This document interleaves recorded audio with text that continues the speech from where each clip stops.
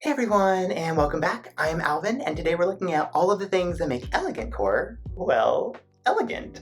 I'm currently designing with this theme on my own island, Camillo, so I absolutely know what I'm talking about.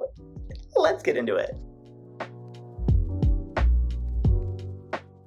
To properly understand Elegantcore, we first need to know the inspiration behind it. From what I've gathered, it seems that the Romanticism period, roughly between 1800 to 1850, is where most of the design ideas and inspiration for this theme come from.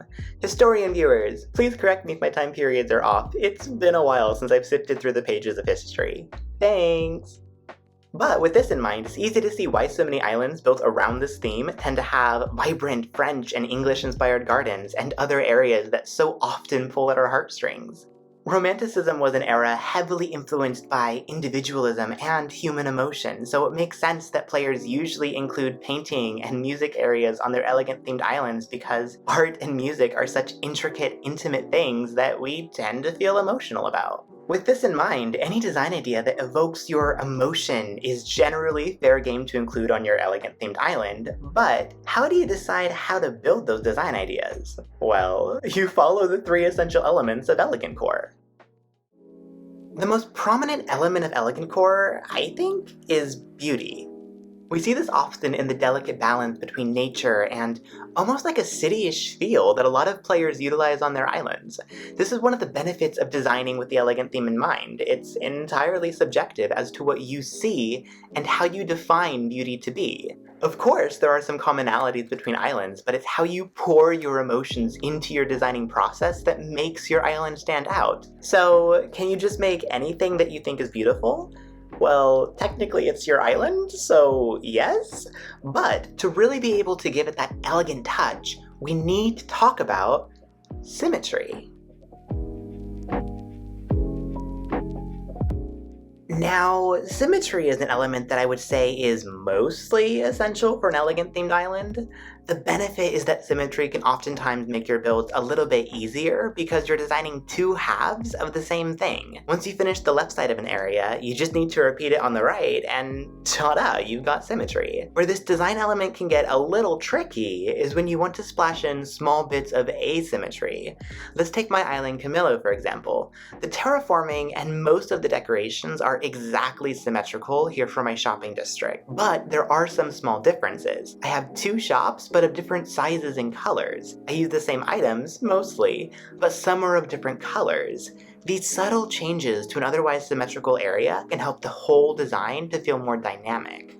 What I encourage you to do is to start by making an area perfectly symmetrical, then look at the small details and make simple changes that don't break the symmetry, but instead enhance the emotional feel that you want an area to evoke. Remember that these subtle splashes of asymmetry to an otherwise symmetrical area tend to elevate the whole build into an even more beautiful and elegant design. Statues! You'll need them everywhere. This is the one aspect of elegant-themed design that is just really not up for debate. However, if you'd like to challenge me on this, I always encourage a good, friendly discussion in the comments. Statues are the heart of Elegantcore. Without them, you just have Gauntcore.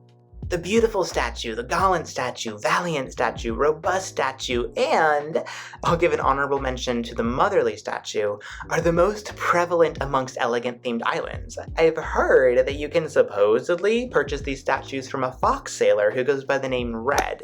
But if you're like me and haven't seen him in ages, then I'd encourage you to just go to the treasure yourself. Treasure islands have sprouted up all throughout the Animal Crossing community. I've even heard that some Twitch streamers offer free treasure islands to anyone who wants to visit, so that might be a good place to check out if you're struggling to get the volume of statues that you need for your island. The true benefit of displaying statues is really just that they look gorgeous in this game, and that for the longest time, they've been a symbol of elegance and wealth. So, for an elegant-themed island, it makes perfect sense that you'd have statues because symbolism is kind of important in portraying what your island is all about. Now for the question of the hour. Is Elegantcore right for you?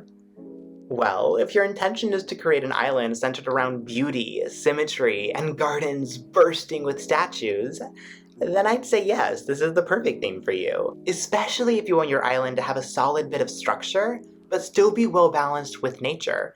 Elegantcore is a great middle ground for both. The terraforming can be simplified, as most of your waterways could just be straight and narrow canals, and as for land terraforming, you could easily get away with just doing a few building builds, which are essentially small rectangles. Remember also that themes are guides, not hard set rules. Whether you lean heavily into the Elegantcore theme or simply dabble in the waters, there's no wrong way to design your island, and it will be beautiful regardless, because it was made by you, and that's what matters.